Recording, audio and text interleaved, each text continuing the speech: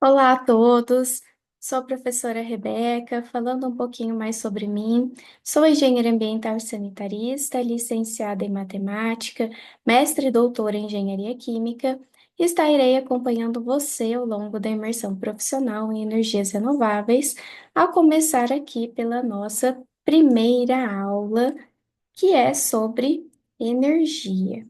Bom, esta nossa aula tem como meta de aprendizagem compreender os conceitos fundamentais de energia, suas formas e a sua importância para o funcionamento da sociedade, bem como analisar as principais fontes de energia renovável, seus processos de conversão e também possíveis impactos ambientais. Bom, vamos começar então nossa aula entendendo primeiramente, né, o que é energia. Em termos etimológicos, a palavra energia deriva do francês energe, que vem do latim tardio energia e este do grego energeia. A palavra energeia pode significar atividade, operação, e por sua vez, energeia deriva da palavra grego energos, que significa em atividade, no trabalho, ocupado, que é formada pelo prefixo em, com a raiz ergon, atividade, trabalho, tarefa ou ação. Usualmente são definidos tipos de energia, como energia cinética, potencial e dentre outras. Mas uma definição geral não é uma tarefa simples. Por exemplo, uma definição geral comum de energia que nós temos é propriedade de um sistema que lhe dá a capacidade de realizar trabalho. Só que perceba que essa definição, ela parece problemática, porque existem situações em que parte da energia associada a um sistema não pode ser convertida em trabalho mecânico. Nesse caso, tendo em vista essa definição, a energia que não pode ser convertida em trabalho, ela seria energia, né? Então, outro fator que dificulta essa definição geral é que, diferente, por exemplo, dos conceitos atuais de massa e força, que são concretos e palpáveis, o conceito de energia ele é abstrato. Então, talvez, né, por esta razão, entre os conceitos básicos da mecânica, o de energia foi o que mais demorou para ser identificado e formulado com precisão. Bom, formalmente, a energia vai ser definida como sendo uma grandeza escalar, ou seja, um número real que está associado a uma unidade de medida. E de acordo com o Sistema Internacional de Medidas, a unidade de energia que é mundialmente utilizada é o joule. E ainda é importante destacar, né, que a energia não é uma grandeza quantificada como carga elétrica, por exemplo, né? Então, tal grandeza caracteriza um aspecto de um corpo ou matéria, processo ou sistema físico e vai estar intimamente relacionado ao movimento atual ou potencial em âmbito macroscópico ou microscópico. Bom, então, de modo geral, a gente vai aqui definir a energia como sendo uma capacidade de realizar trabalho ou causar uma mudança em algo, né? Então, tratando-se de uma grandeza física que vai medir a capacidade de um sistema de fazer com que algo aconteça.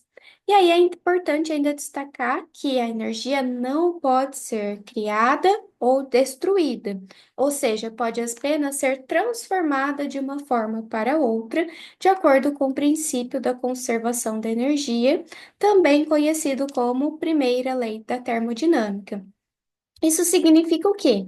Que a quantidade total de energia em um sistema fechado, ela vai permanecer a mesma ao longo do tempo, mesmo que possa mudar de uma forma ou ser transferida de um objeto para outro, tá? Bom, Nós podemos dizer que a energia ela é essencial para a vida no nosso planeta e para o funcionamento da nossa sociedade moderna, né? Uma vez que ela desempenha um papel fundamental em todas as áreas das nossas vidas, desde as funções biológicas básicas do corpo humano até o funcionamento de máquinas e dispositivos que vão tornar a nossa vida mais conveniente. No que diz respeito à sobrevivência humana, no nível mais fundamental, a energia é, né, essencial aqui, necessária para a sobrevivência humana. Isso significa que os nossos corpos convertem a energia dos alimentos em energia que é utilizada para manter as funções vitais, como a respiração, a digestão e a circulação sanguínea. Quanto ao desenvolvimento tecnológico, a energia impulsionou a revolução industrial e o desenvolvimento tecnológico ao longo da história. Então, desde a invenção da máquina a vapor até os motores a combustão interna e, mais recentemente, a eletricidade, a energia tem sido a força motriz por trás de máquinas e dispositivos que tornaram possível uma qualidade de vida mais elevada e também uma produção em larga escala. Quando a gente fala aqui do transporte, da mobilidade, nestes casos a energia é crucial para o transporte, né? Então, veículos motorizados, trens, aviões, embarcações dependem da energia para se locomover. Além disso, ela vai sendo cada vez mais importante no desenvolvimento de veículos elétricos e também de tecnologias de mobilidade sustentável. Por fim, não poderíamos deixar de falar aqui sobre a produção de eletricidade. Então, a geração de eletricidade é um dos usos mais significativos da energia em nossa sociedade, sendo fundamental para iluminar nossas casas, alimentar nossos dispositivos eletrônicos e também fornecer energia para empresas e indústrias. Bom, basicamente, quando a gente fala aqui de energia, né, nós vamos classificar ela em duas categorias, quanto à natureza e quanto ao movimento, e vamos falar com mais profundidade sobre isso ainda nesta aula, tá? Então, quanto à natureza física da energia, nós temos mecânica, térmica, química, elétrica, de radiação e por aí vai, né? De modo que cada uma dessas formas de energia pode ser obtida a partir da utilização de recursos naturais a partir de tecnologias adequadas, sendo também possível a conversão de uma forma de energia em outra forma, né? Já com relação ao movimento, a energia pode ser cinética ou potencial. Quanto ao movimento, ela se refere ao movimento atual ou potencial de uma ou mais partículas ou corpos, né? Então, vejam aqui, pessoal, que a energia cinética está relacionada ao movimento atual de uma partícula ou um corpo cuja velocidade vai depender de um referencial, né? Tal como o trabalho, a energia cinética ela é também uma grandeza escalar, cuja unidade de medida é o joule, e pode ser de translação, rotação ou vibração, que são possibilidades de movimento de um corpo. A energia potencial, ela está relacionada ao movimento em potência de uma partícula ou corpo, ou seja, quando a gente tem ali a possibilidade de atualizar o movimento. Então, ela é uma forma de energia armazenada que pode ser convertida em energia cinética. Também uma grandeza escalar cuja unidade de medida é o joule. Então, assim como o trabalho realizado pela resultante é também a soma algébrica dos trabalhos de cada força aplicada a uma partícula, então, para cada força vai estar vinculado um trabalho ou tipo de energia. E aí, a energia mecânica vai ser dada pela soma algébrica da energia cinética com a potencial, ok? Falando agora sobre os processos de conversão, alguns exemplos de processos de conversão de energia que nós temos são termomecânica, trabalho em calor, calor em trabalho, eletromecânica, trabalho em eletricidade e eletricidade em trabalho, termoquímica, reações químicas que absorvem, né, ou produzem, tá? Então, absorvem endotérmicas ou produzem exotérmicas, tá? Energia térmica, o calor. E eletroquímica, reações químicas que vão produzir eletricidade, como acontece na pilha, né? E eletricidade usada para produzir reações químicas, como na eletrólise, tá? Então, a figura que está aparecendo aqui para vocês, pessoal, ela mostra esquematicamente as formas de energia e as suas conversões em termos globais. Então, vejam que a gente pode atribuir diversos nomes às formas de energia, mas elas podem ser enquadradas em pelo menos uma das categorias propostas, ok? Bom, vamos falar agora com mais profundidade, sobre as principais formas de energia que a gente tem, né? Em especial, a gente vai falar mais particularmente sobre três delas nas próximas aulas, tá? Começando aqui com a energia solar, então ela é uma das fontes de energias renováveis e inesgotáveis, né? Proveniente das radiações eletromagnéticas emitidas pelo Sol na forma de calor e de luz. Ela pode ser convertida diretamente para o aquecimento da água por intermédio dos coletores solares de baixa e alta eficiência ou pode ser diretamente transformada em energia elétrica por intermédio de dispositivos de conversão de energia solar, como os painéis fotovoltaicos. Torres solares de captação de energia solar concentrada para a produção de vapor de alta temperatura, direta ou indiretamente, vão permitir gerar energia elétrica por meio de ciclos térmicos de potência. Vapor de processo industrial também tem sido produzido por meio de calhas parabólicas e espelhos de Fresnel. E aí é importante destacar, né, que futuramente a energia solar vai representar uma parcela considerável da matriz energética em todo o mundo. Falando da energia eólica, a movimentação do ar atmosférico ou do vento provém do efeito da energia solar na atmosfera terrestre, né? E vai ser resultado do aquecimento desigual da atmosfera pelo Sol, das irregularidades da superfície e também da rotação da Terra. Então, os padrões de fluxo de ar e suas velocidades variam muito entre as regiões da superfície terrestre e são modificados pelos oceanos, pela vegetação e também pelo relevo da crosta terrestre. E aí, o termo energia eólica, né, ele descreve o processo pelo qual o vento é usado para gerar energia mecânica ou elétrica. Então, vejam que o vento gira as pás da turbina eólica, que giram o eixo que se liga ao gerador, que vai gerar a eletricidade, né? Então, as turbinas eólicas, elas são máquinas mecânicas que vão converter a energia cinética do vento em energia mecânica e elétrica. As turbinas eólicas modernas, elas podem ser classificadas em dois grupos, de eixo horizontal e de eixo vertical, né? E a gente vai falar isso com mais profundidade nas próximas aulas, né? E elas podem ser construídas na terra ou no mar, com capacidade de geração elétrica de alguns quilowatts até dezenas de megawatts, tá? Bom, falando agora da energia atômica ou nuclear, ela é fundamental para os processos de conversão energética no mundo, né?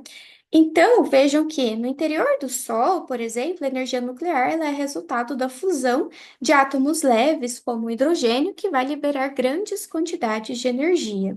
A fusão nuclear ela é um processo de grandes possibilidades para uso comercial. Porém, até hoje ela tem se mostrado de difícil controle e seu uso vem se restringindo à construção de bombas de hidrogênio.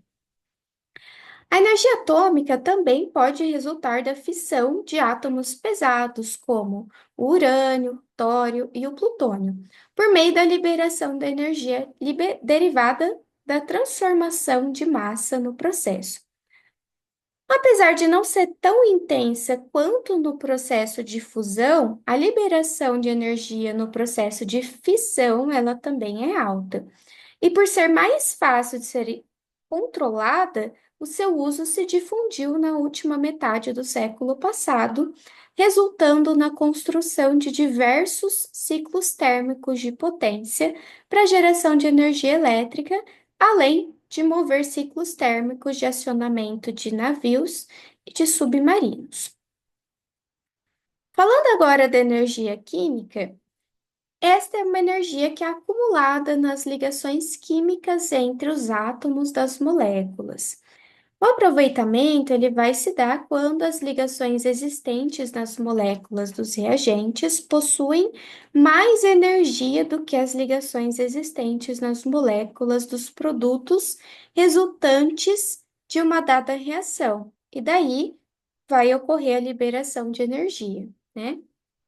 Então, as principais fontes de energia química são os hidrocarbonetos provenientes do refino do petróleo, como os óleos combustíveis, a gasolina, o gás liquefeito de petróleo, além também do gás natural.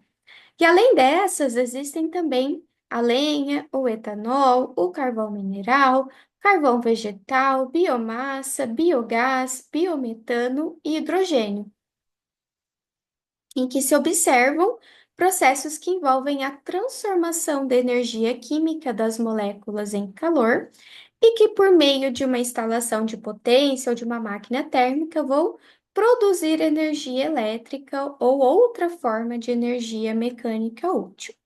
Suas maiores aplicações estão ligadas aos processos de combustão em motores de combustão interna, turbinas a gás, caldeiras e fornos.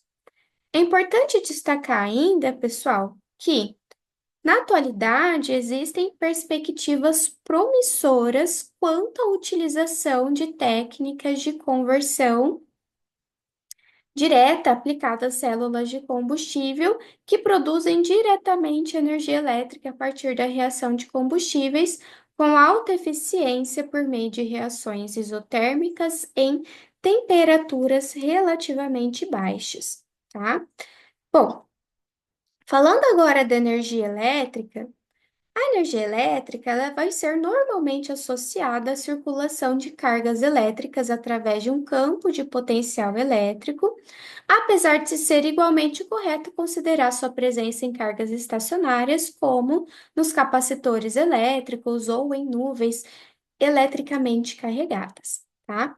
Então, a potência elétrica, ela pode ser medida pelo produto da tensão pela corrente e ela vai ser utilizada para os mais variados fins, né?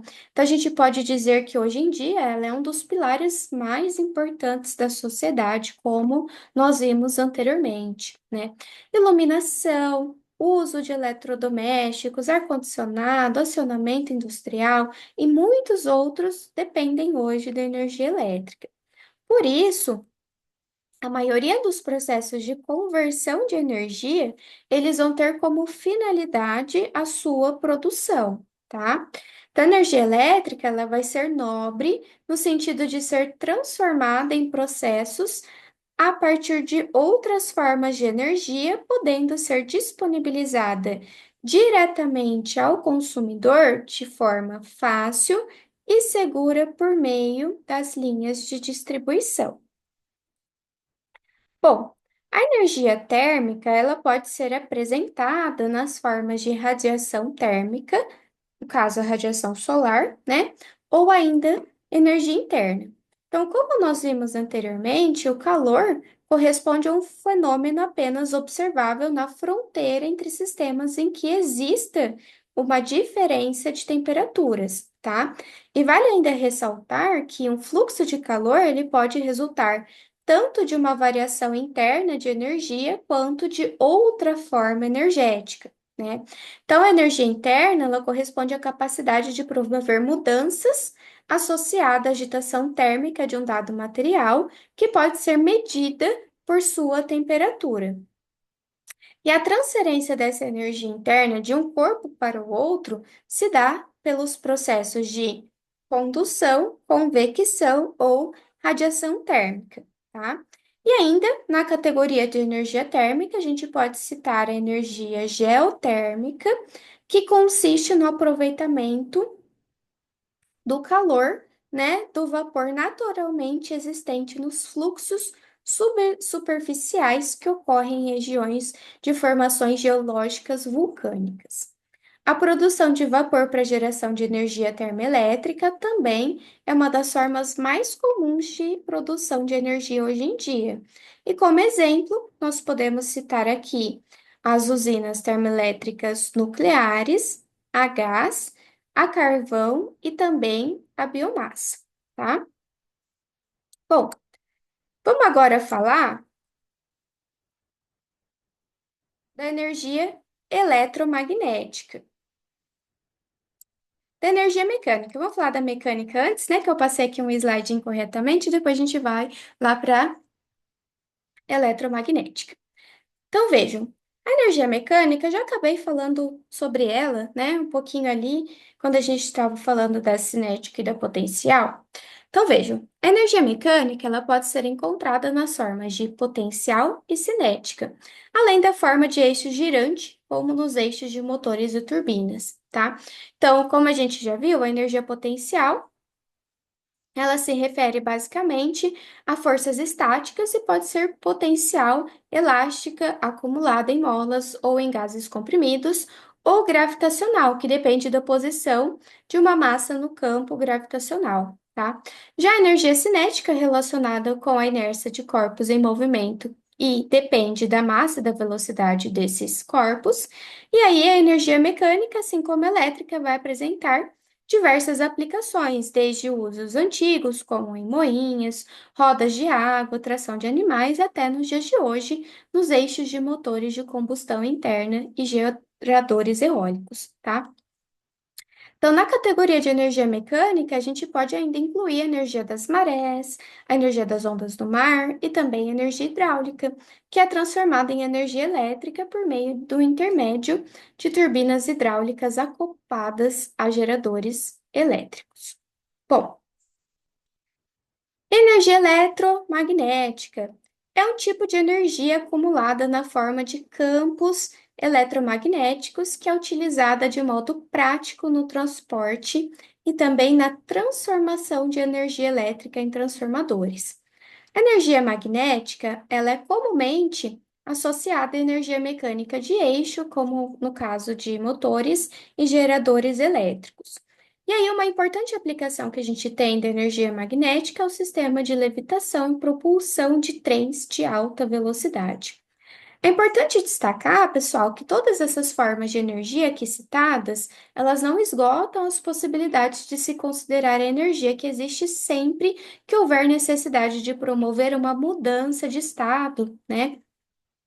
Então, a gente pode definir ainda a energia que está associada à tensão superficial de um líquido, que se mostra na formação de bolhas de sabão, a energia difusa decorrente da diferença da concentração de gases, líquidos e sólidos solúveis, a energia de mudança de fase das substâncias e diversas outras formas, né? E aí é claro que ao utilizar o recurso energético, deve-se sempre empregar critérios de eficiência de uso, tá? Sendo importante aqui também, pessoal, destacar que a quantidade de energia solar disponível na Terra, ela é significativamente maior do que o total estimado para os outros recursos energéticos que nós vimos aqui, né? Sejam eles renováveis ou de origem fóssil, tá?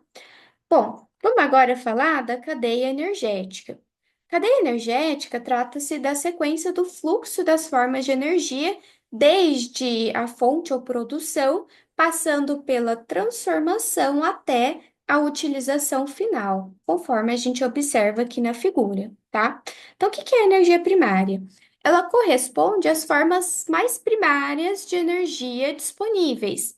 Então, a gente vai ter ali o petróleo, gás natural, carvão mineral, urânio, energia hidráulica, biomassas, fontes geotérmicas, energia solar, eólica, potencial das ondas e por aí vai.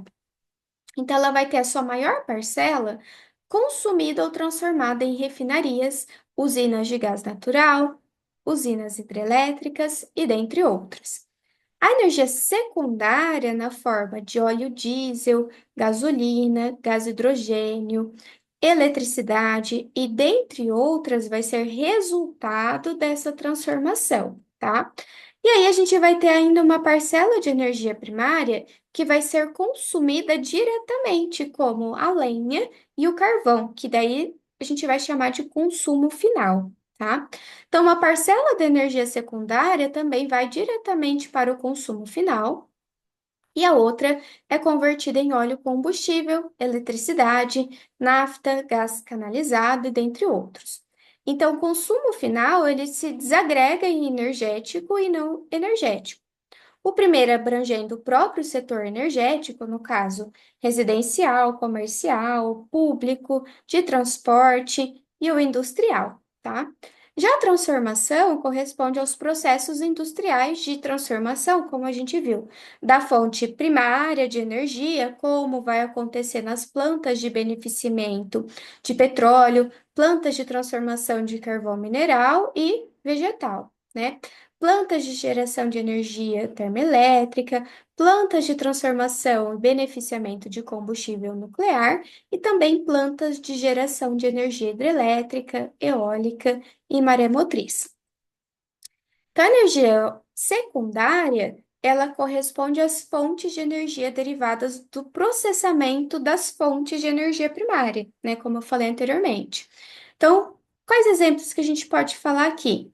Óleo diesel, óleo combustível, gasolina, gás hidrogênio, GLP, querosene, gás proveniente de carvão mineral, coque de carvão mineral, urânio enriquecido, eletricidade, carvão vegetal, álcool etílico, além de outras, tá? Então vejam que nessa etapa vai ocorrer o consumo final secundário, né?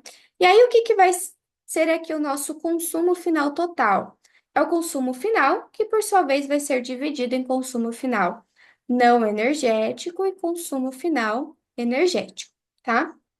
Então, para a gente finalizar aqui essa discussão, percebam que é importante chamar a atenção para o fato de que entre o balanço de transformação e o balanço de consumo existem as perdas de energia útil na distribuição e armazenagem de energia. E essas perdas, elas aparecem sempre com sinal negativo, tá? E correspondem àquela parcela de energia que fica no meio do caminho e que não vai chegar de fato ao consumidor final, ok? Bom, para a gente compreender os princípios da matriz energética, pessoal, é muito importante nós analisarmos a sua evolução ao longo do tempo em diferentes cenários, tá? Esses cenários, eles podem variar, abrangendo projeções de alto e baixo crescimento, dentre outras possibilidades, né?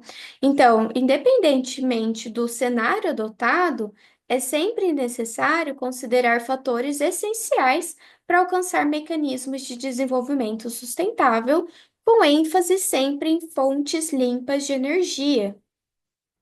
Vale destacar, né, que a configuração da matriz energética, ela resulta da consolidação do balanço energético, que vai evidenciar as interrelações entre oferta, transformação e consumo final de energia, sendo que o principal objetivo desse processo vai ser o planejamento energético, né?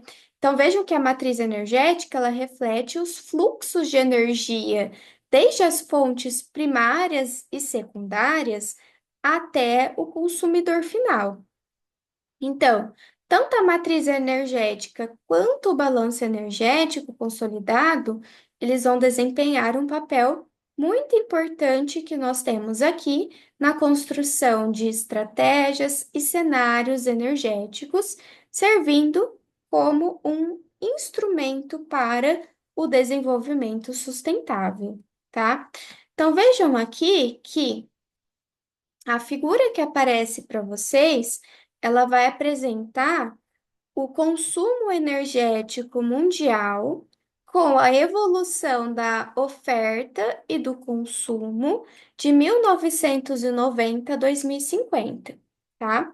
Então, percebam que nós temos aqui um aumento tanto do consumo energético acentuado dos países que não são membros da Organização para a Cooperação e Desenvolvimento Econômico, que está sendo chamada aqui no gráfico de OCDE, tá? Como um discreto consumo energético dos países membros da organização no período de 1990 a 2010. E aí, esse mesmo comportamento foi projetado para o período de 2010 a 2050, tá? Bom, Avançando aqui, pessoal.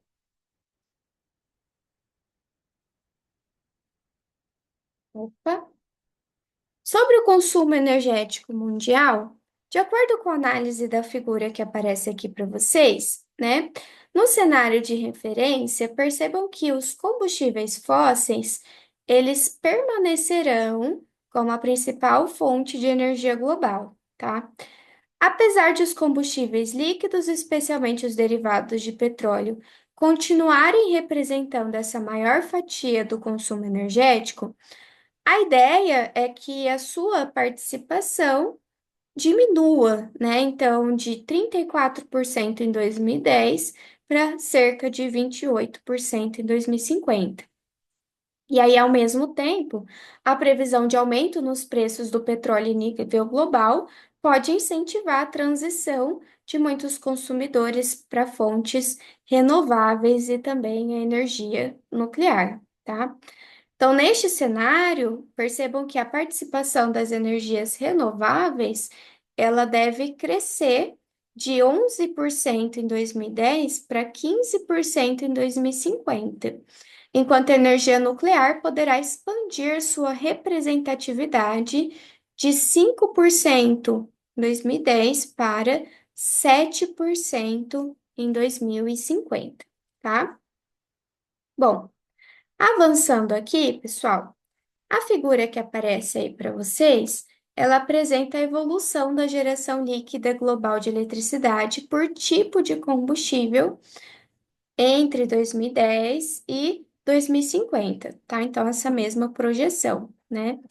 E aí, percebam que, neste caso, a produção mundial de eletricidade, ela deve crescer, passando de aproximadamente 20,2 trilhões de quilowatt-horas em 2010 para cerca de 39 trilhões de quilowatt-horas em 2040. E o ritmo desse crescimento varia entre as regiões. Nos países membros da OCDE, onde os mercados elétricos já estão consolidados e os padrões de consumo são estáveis, a expansão ela vai ser mais lenta, né? Por outro lado, nos países que não pertencem à OCDE, onde ainda há uma parcela significativa da população sem acesso à eletricidade, o aumento deve ser mais expressivo, né? Então, nessas nações, a geração líquida de eletricidade, ela deve crescer em média 3,1% ao ano, com destaque para os países asiáticos não membros da OCDE, como a China e a Índia, que devem registrar uma taxa média de 3,6% ao ano entre 2010 e 2050. E já nos países da OCDE, esse crescimento médio anual será de cerca de 1,1% até 2050, tá? Bom, então é importante destacar aqui, pessoal, que as preocupações com segurança energética, os impactos ambientais das emissões de gases de efeito estufa, têm sim levado diversos países a adotarem políticas voltadas à ampliação do uso das fontes renováveis, né? Então, como consequência, a geração de eletricidade a partir dessas fontes deve crescer a um ritmo anual de 2,8% entre 2010 e 2050, tornando-se a categoria de energia com maior expansão. E aí, seguindo essa tendência, o gás natural e a energia nuclear também terão um crescimento expressivo. Embora o carvão ainda represente uma parcela significativa da geração elétrica global, o seu avanço deve ser modesto, né? E a sua participação pode ser influenciada por eventuais políticas nacionais ou acordos internacionais voltados para a redução das emissões de gases poluentes, tá? O crescimento da geração elétrica a partir das fontes renováveis vai ser impulsionado principalmente pela energia hidrelétrica, solar e eólica. E aí a gente vai falar, né, com mais profundidade sobre cada uma delas nas aulas 2, 3 e 4, tá? Em particular, a energia eólica ela tem representado uma rápida expansão nas últimas décadas, passando de 18 GW, né, de capacidade instalada líquida em 2000 para mais de 500 em 2018, com tendência de continuar com esse avanço nos próximos anos, tá? Então, no total, estima-se que 5,4 trilhões de quilowatt-horas sejam adicionados à matriz energética global por meio de fontes renováveis até 2050, sendo que 2,8 trilhões, cerca de 52%, vão corresponder à energia hidrelétrica. A maior parte do crescimento hidrelétrico, cerca de 82%, ocorrerá nos países não pertencentes à OCDE, enquanto mais da metade da expansão eólica vai ser registrada nos países membros da OCDE, tá? Então, apesar desse crescimento significativo, o custo elevado de construção e operação de usinas renováveis pode representar, sim, aqui um desafio em relação às plantas convencionais, tá? Então, é importante a gente discutir isso também, né? Além disso, a intermitência da energia solar e eólica pode dificultar sua competitividade no mercado elétrico, já que essas fontes nem sempre vão estar disponíveis nos momentos de maior demanda. No entanto, avanços tecnológicos no armazenamento de energia, melhorias nas previsões meteorológicas e a diversificação das usinas solares e eólicas em amplas regiões geográficas poderão ajudar a minimizar os impactos da intermitência ao longo do período projetado, tá? Bom, a figura que está aparecendo aqui para vocês, pessoal, ela representa a composição da matriz energética mundial, né, destacando a participação de diferentes fontes no fornecimento de energia. Então vejam que esse gráfico de setores, ele mostra que as fontes fósseis, elas dominam a matriz, com petróleo e derivados, carvão mineral e gás natural, né? E já as fontes renováveis vão representar uma parcela menor, incluindo aqui biomassa, hidráulica e outras fontes. A energia nuclear também aparece com uma contribuição de 4,7%. Então, percebam que esse gráfico, ele vai ilustrar essa forte dependência dos combustíveis fósseis, né? Destacando, então, todos aqueles desafios e oportunidades que a gente já discutiu para a transição energética rumo a fontes mais sustentáveis, tá? Bom, vamos agora falar do Brasil, né? De acordo com o Balanço Energético Nacional de 2018, a matriz elétrica brasileira ela é predominantemente renovável. A geração eólica atingiu 48,5 terawatt-hora, enquanto o consumo residencial foi de 1,8. O setor industrial registrou leve queda no consumo em relação a 2012, tá?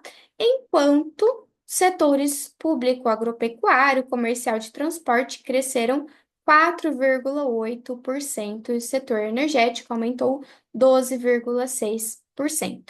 Em 2018, a capacidade instalada de geração de eletricidade no Brasil somou 636,4 terawatt-hora, sendo que as hidrelétricas responderam por cerca de 66,6% da expansão, as térmicas, incluindo o nuclear, 25,2% e as eólicas, 7,6%. Na produção de petróleo e derivados, houve uma queda de 2,4% em 2013, com média de 2,02 milhões de barris diários, sendo 91,4% extraídos no mar.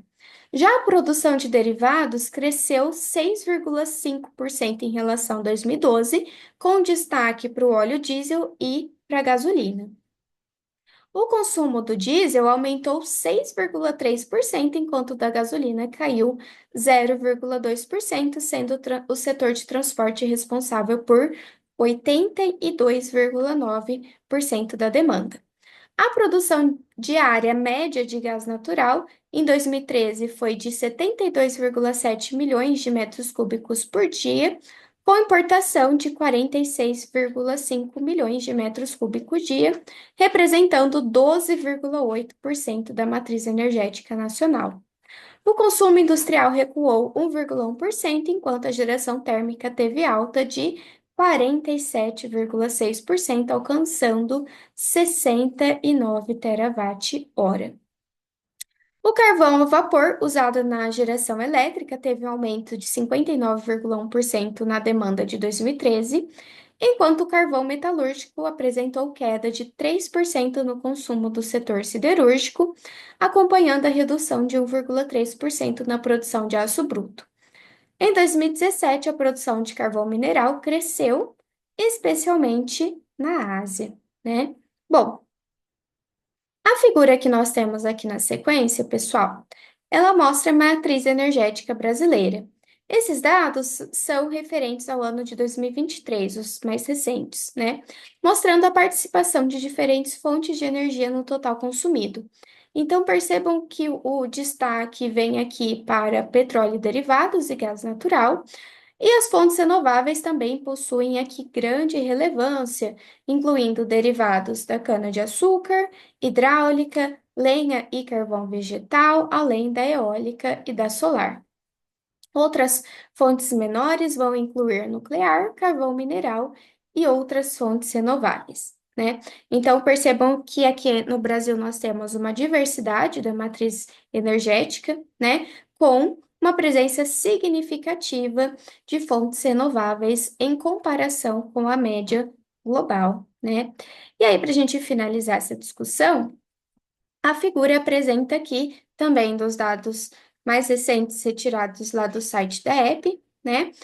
A participação das fontes renováveis e não renováveis, tanto no Brasil quanto no mundo, tá? Então, percebam que aqui no Brasil as fontes renováveis representam 47,4% da matriz energética, enquanto que as não renováveis corresponderam a 52,7%. Já no cenário mundial, a dependência de fontes não renováveis foi significativamente maior, chegando a 85,7%, com apenas 14,3% proveniente de fontes renováveis, né? Então, de novo, quando comparamos Brasil com o mundo, é evidente, né, que o Brasil tem uma matriz energética mais diversificada e sustentável, certo? Bom, há 2 séculos, né, as principais fontes de energia que nós tínhamos eram a tração animal, a força hidráulica, a energia eólica, a lenha e o carvão. E atualmente, como nós vimos ao longo dessa aula, a diversidade de fontes e tecnologias energéticas ela é ampla, e especialmente quando a gente fala das renováveis. No entanto, o futuro da matriz energética ainda levanta alguns questionamentos, né? Como que a gente vai garantir o fornecimento para uma população crescente e cada vez mais dependente? Qual será o custo dessa demanda? Quais serão os impactos ambientais e sociais dessas escolhas atuais? Bom, vejam que, para responder a essas perguntas, né, são necessárias análises detalhadas. Dada a relevância global do tema, esforços conjuntos têm sido realizados por órgãos governamentais, instituições de pesquisa, universidades e empresas do setor energético. Esses atores produzem relatórios periódicos que vão avaliar o cenário energético mundial e regional e propor soluções para os desafios do setor. E essas análises, elas fundamentam projeções sobre o futuro da energia e seus impactos na sociedade e no meio ambiente, né? Então vejam que a eliminação total do gás carbônico, ela é uma questão muito complexa, né? Porque ele é reciclado naturalmente pela fotossíntese e representa apenas 0,04% da atmosfera. No entanto, existem controvérsias sobre o seu papel nas mudanças climáticas, o que, vejam aqui, que demanda mais estudo, né? Além disso, substituir o carbono como combustível exige muito investimento e tecnologia avançada, tá? Então, sempre é essencial avaliar os prós e os contras dessa transição, né?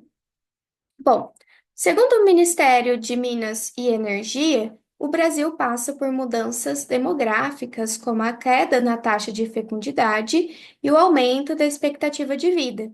Isso significa que em 2050 a população mundial deve atingir cerca de 233 milhões de habitantes, sendo o maior crescimento no Centro-Oeste, tá?